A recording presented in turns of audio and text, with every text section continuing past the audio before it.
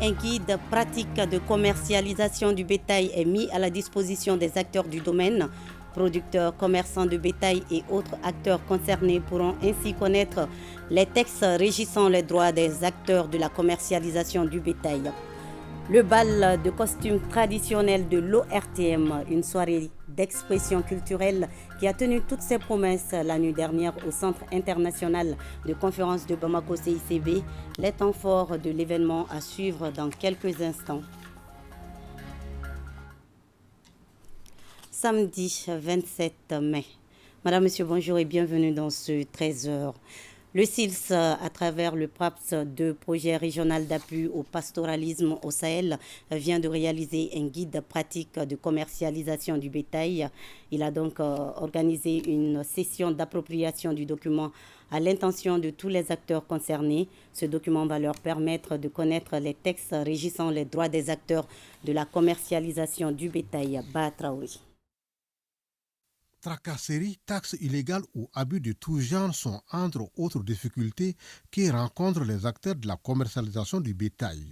Le phénomène est vécu par les acteurs à l'intérieur des États ou entre États eux-mêmes au sein de l'espace qui couvre le PRAPS, projet régional d'appui au pastoralisme au Sahel. Pour y trouver une réponse, le CILS, comité inter-État de lutte contre la sécheresse au Sahel, à travers le PRAPS, a élaboré le guide sur la pratique en matière de lutte contre les tracasseries dans le domaine du commerce du bétail. Un guide qui permet en tout cas de faire connaître les textes dans ce domaine. Et cet atelier consiste à former l'ensemble des acteurs, que ce soit à l'interne ou à l'extérieur, qui prennent connaissance des textes, connaître ces textes-là et faciliter la commercialisation du bétail. Il vous sera présenté des thématiques importantes comme les principaux droits et obligations pour la pratique légale du commerce du bétail, les mécanismes juridictionnels et non juridictionnels de lutte contre les tracasseries routières dans le domaine du commerce du bétail, ainsi que les modes de fonctionnement et de saisine des mécanismes juridictionnels et non juridictionnels. Des sessions de partage du guide pratique du droit contre les tracasseries dans le domaine de la commercialisation du bétail sont organisées dans chacun des 6 pays qui couvrent le PRAPS. Il s'agit du Mali, de la Mauritanie, du Sénégal, du Burkina Faso, du Niger et du Tchad. Search for Common Ground et Tirfood dans le cadre du projet Initiative conjointe pour une action religieuse stratégique GISRA viennent d'initier à l'intention des leaders religieux et des membres du conseil de pilotage de ce projet un atelier de formation. Il s'agit à travers cette rencontre de renforcer leurs capacités sur la connaissance interreligieuse et en transformation des conflits. Boubacar Bablin Touré pour plus de précisions. Le Mali est confronté depuis plus d'une décennie à une guerre asymétrique, une situation qui va à l'encontre de tout principe de paix. Comment gérer ce conflit à travers des croyances religieuses? C'est l'objectif de cet atelier de formation à l'intention des leaders religieux et les membres du comité de pilotage du projet GISRA en connaissance interreligieuse et en transformation des conflits. Une initiative du consortium Search for Common Ground et Terfond dans le cadre du projet Initiative conjointe pour une action religieuse stratégique GISRA. L'objectif de l'activité qui nous réunit aujourd'hui est de renforcer les capacités des participants en connaissance interreligieuse et en transformation des conflits à travers des activités leur permettant d'acquérir des connaissances sur les 3 religions majoritaires au Mali. L'homme étant naturellement enclin à vivre en conflit, il faut en plus des principes religieux connaître les techniques qui meuvent les mécanismes de gestion de conflits. Pendant 3 jours, les participants verront leur capacité renforcée sur les religions au Mali, une compréhension claire des notions de conflit et de violence, un développement des aptitudes d'écoute et de communication, entre autres. Cependant, elles doivent s'inscrire dans une approche holistique et prendre en compte les acteurs crédibles et représentatifs au niveau régional et national. Pour ce faire, nous vous exhortons à des choix judicieux des membres de ces cadres à tous les niveaux. Financé par le ministère néerlandais des Affaires étrangères pour une durée de 5 ans, cet atelier s'inscrit dans le cadre du projet GISRA. Il couvre les régions de Gao, Mopti, Tombouctou et le district de Bamako. L'Ordre des ingénieurs conseil du Mali a un nouveau président. Il s'agit de Mahamadou Tidiane Touré, élu lors de la 22e Assemblée générale ordinaire de l'Ordre pour un mandat de 2 ans.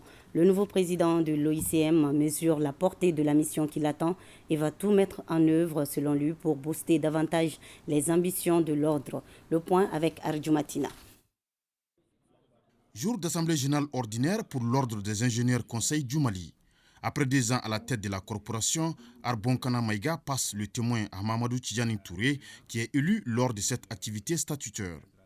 Le nouveau président de l'OICM se félicite de la confiance placée en lui par ses confrères et consoeurs et entend, avec l'accompagnement de la grande famille de l'Ordre des ingénieurs conseil du Mali, faire face aux défis qui s'imposent. Nos chantiers vont concerner la relecture de nos textes.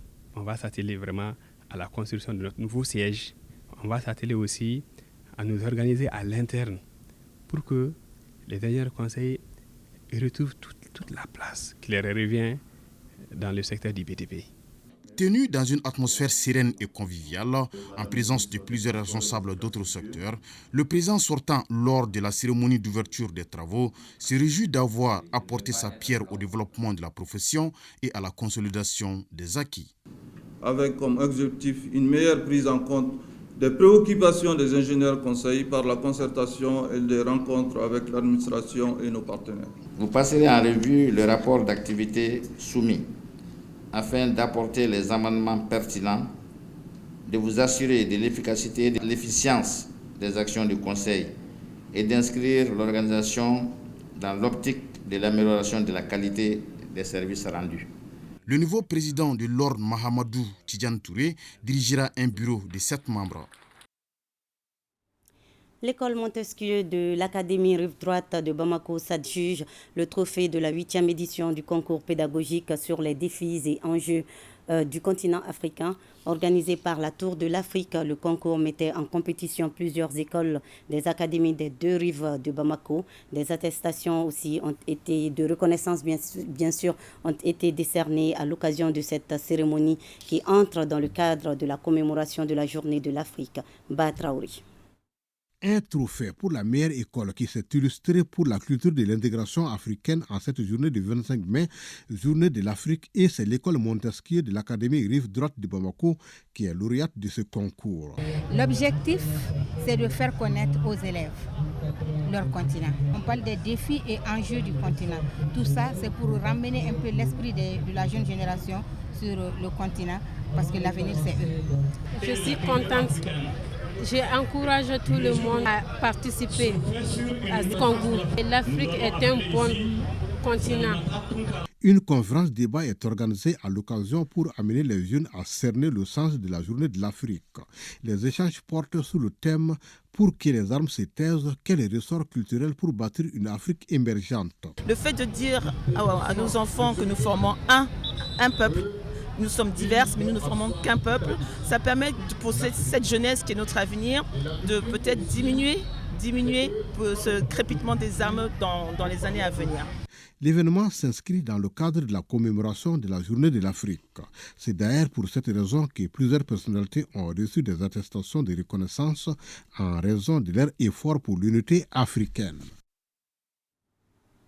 La jeunesse doit être au parfum du contenu de la Constitution. C'est pourquoi l'association Yélé, en collaboration avec le réseau international des femmes leaders RIFELS, a organisé un cadre d'échange et d'explication du contenu du document aux étudiants de l'Institut privé Smart. Compte rendu Awa Adama Kamara. Exemplaires en main, les étudiants de l'IP Smart sont attentifs aux explications des experts. À l'entame de leurs propos, un rappel était nécessaire sur les raisons d'un changement de constitution. Pour le cas du Mali, ce n'est pas la création d'un nouvel État, mais c'est que depuis 2012, nous connaissons une crise multidimensionnelle, une crise qui touche même sur l'existence de l'État. Après une bonne heure d'exposition, des blocs-notes remplis, l'heure est aux questions-réponses. Beaucoup de préoccupations en sont sorties. Mes préoccupations personnelles étaient entre autres la création et la gestion des partis politiques au Mali, mais également l'éligibilité des autorités de la transition si toutefois on venait à adopter cette nouvelle constitution aux élections présidentielles. Impliquer la jeunesse dans toutes les étapes de ce projet, voici tout le motif de la tenue de cette séance de travail. On a jugé nécessaire de venir faire cette vulgarisation auprès des étudiants pour qu'ils s'en approprient d'abord du contenu et de faire la vulgarisation auprès de leurs pairs, voir aussi l'ancienne constitution, qu'est-ce qui a été ajouté, qu'est-ce qui a été enlevé et quels sont les bénéfices de cette nouvelle constitution pour le Mali Koura que nous voulons. Pour que chaque Malien vote en connaissance de cause, la campagne de vulgarisation du contenu du projet de constitution est en cours à travers le pays. Du 25 mai au 30 juin, c'est la grande période promotionnelle sur Canal+. Baisse du prix des matériels d'installation, réabonnement gratuit et autres lots de cadeaux vous attendent.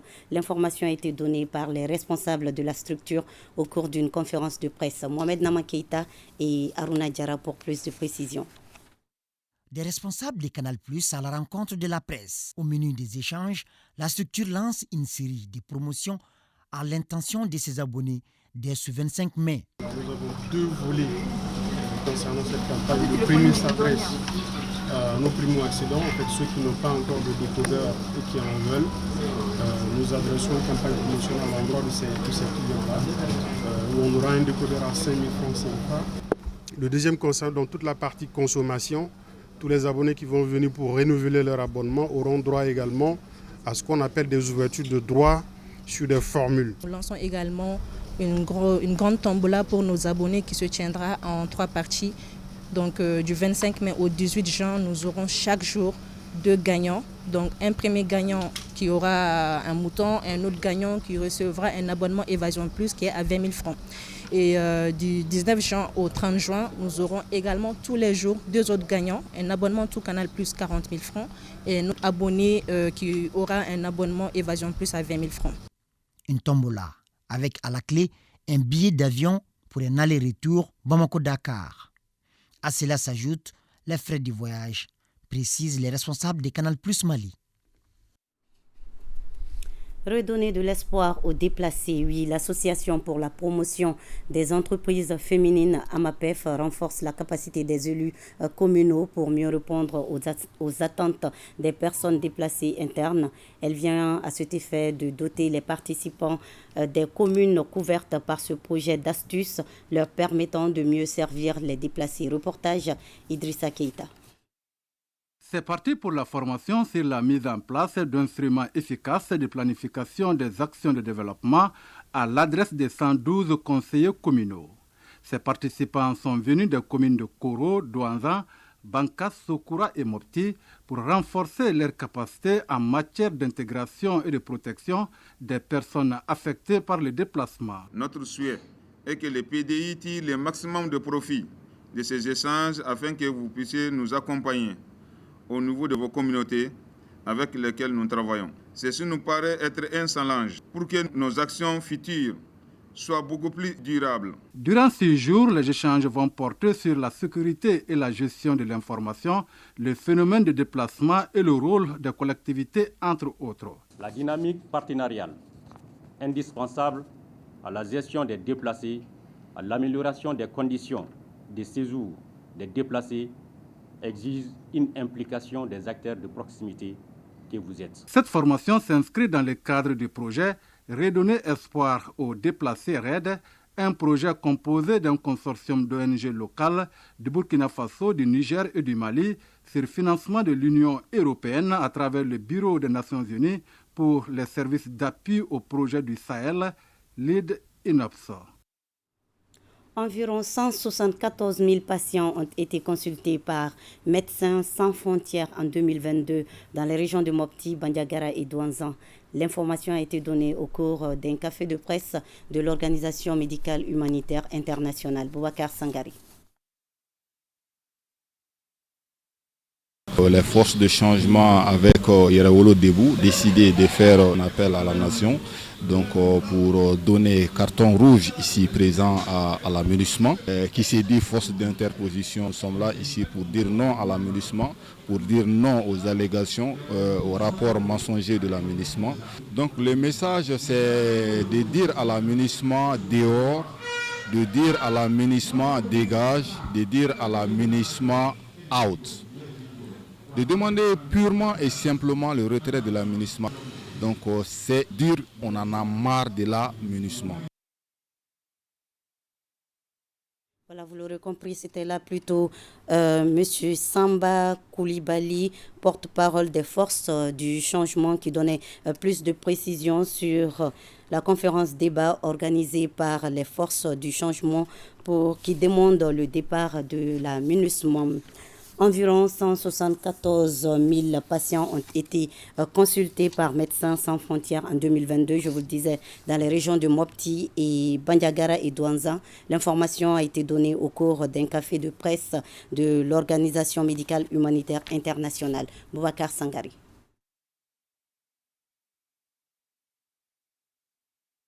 Les forces de changement avec Yerawolo Debout décidé de faire un appel à la nation donc, pour donner carton rouge ici présent à l'aménagement.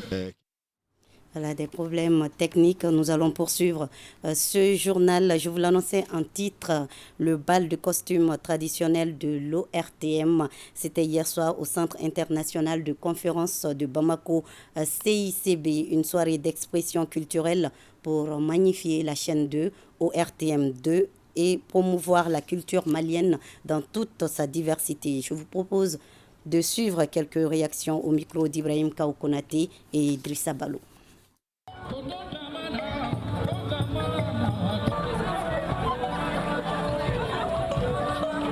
C'est en fait une soirée culturelle que nous avons venue au niveau de la direction générale de l'ORTM pour nous rappeler justement de nos us et coutumes, surtout qu'en ce moment nous parlons beaucoup de Malekura.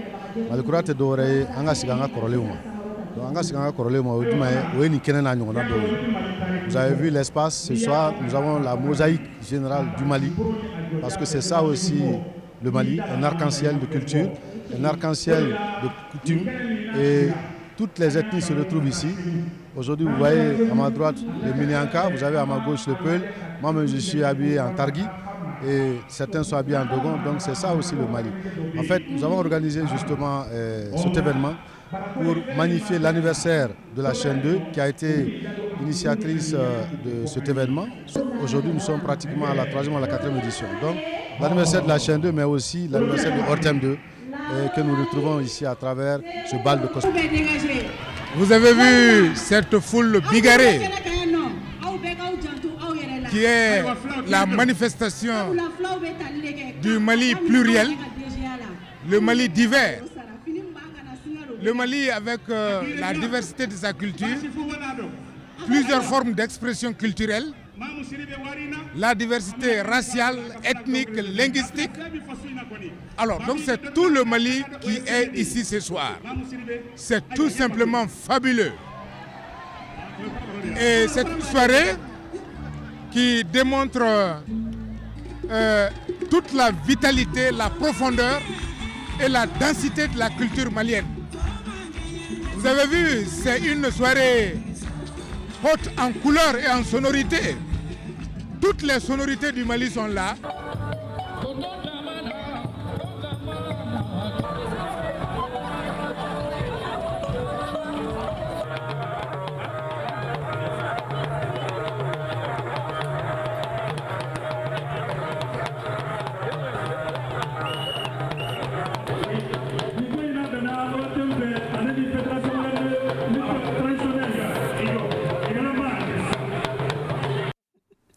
Oui, la fête fut très belle et nous y reviendrons bien évidemment dans nos éditions futures. Et c'est depuis le 25 mai que se tient le festival Tielou, délocalisé à Kati pour cette 3e édition. Et vous avez encore 2 jours pour y faire un tour. Organisé par les ressortissants du Bélédougou, ce festival vise à valoriser la culture du Bélédougou. Maïmouna Guindou. Délocalisé à Kati pour la première fois, la 3e édition du Festival de Tielou se tiendra du 25 au 28 mai. L'information a été rendue publique au cours d'une conférence de presse qui a réuni les ressortissants de Blédougou, dont la majorité des membres sont basés à Bamako. Nous avons en un mot développer ou élaborer le festival Tielou de Blédougou pour pouvoir sauvegarder, populariser et vulgariser la culture du Blédougou. Une culture très diversifiée, une culture très riche, tant sur le plan musical que sur le plan folklorique, que sur le plan social. Comme l'édition antérieure du festival de Tielou, cette 3e édition prévoit plusieurs activités culturelles et des rencontres thématiques. L'édition dure 3 jours. Il y aura bien sûr les manifestations culturelles et folkloriques. La première nuit, c'est la musique traditionnelle du Blédougou. La deuxième nuit, c'est les artistes modernes. Et la dernière nuit, c'est-à-dire la nuit du samedi soir, du samedi au dimanche, ça c'est les grandes stars nationales.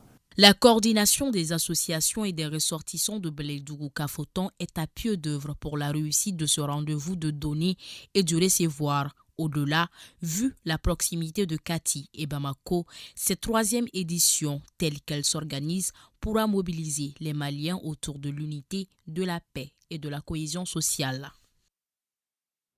Faro, Markala, Somono, Markala, Bamanan, ce sont là des activités qui vous attendent aussi au festival culturel Le Faro de Koulikoro qui se déroule du 27 au 28 mai 2023 au quai de la Komanave au bord du fleuve Niger à Koulikoro. Donc, pour plus de précisions, écoutons Madame Koudeja Doumbia, promotrice du festival Faro de Koulikoro. Elle est au micro de Ousmane Koïta et Adama Sengari.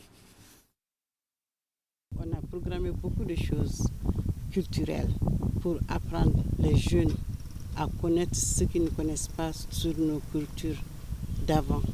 Il y a les marionnettes, il y a Faro, et ils vont faire des démonstrations sur l'eau. Les deux côtés de Markala, il y a Sadio qui doit jouer Wasolo Dance là, et puis il y a Paï Kamara aussi qui sera là. Et il y aura d'autres chanteurs aussi. Il y aura Fimani Traoré, il y aura Baba Marco, et Mano de Goto avec Rukia, les jeunes filles aussi qui vont faire les défilés de mode. Et puis il y aura des conférences sur comment sauvegarder aussi le fleuve Niger. Et nous revenons sur cet élément de Boubacar Sankari. Je vous le disais, environ 174 000 patients ont été consultés par Médecins sans frontières en 2022 dans les régions de Mopti, Bandiagara et Douanza. On en sait plus donc avec Boubacar Sankari. Par ce café de presse, Médecins sans frontières MSF entend édifier les hommes des médias, les autorités, les leaders d'opinion et la société civile sur ces activités réalisées en 2022 dans les régions de Mopti, Banyangara et Douanza. MSF pour 2022, ils ont pu quand même appuyer les ministères à consulter autour de 174 000 patients pour les soins de santé primaires, toutes les consultations générales. MSF, ils ont consulté plus de 3 700 cas pour les supports psychosociaux pour la santé mentale. MSF a pu appuyer le ministère, ce qui a permis d'hospitaliser plus de 40 000 patients. Ces progrès sont réalisés grâce à la bonne collaboration entre MSF et les autorités sanitaires. Cet appui est vraiment multiforme, très varié, qui englobe pratiquement tous les volets de la santé, à savoir l'appui technique, la dotation en matériel, les équipements. Malgré ces résultats, des défis restent à relever. C'est l'accès. L'accès non seulement des bénéficiaires ou de certains patients aux services que nous appuyons, mais aussi l'accès aussi de nos staffs. En 2023, MSF prévoit de renforcer les soins de santé communautaire pour les localités les plus enclavées et de réhabiliter certaines structures de santé. Et c'est la fin de ce journal. Merci à vous de l'avoir suivi. À 20h, vous serez en compagnie de Salimata Dao. Moi, je vous retrouve demain à 13h, Inch'Allah. Bel après-midi à vous tous.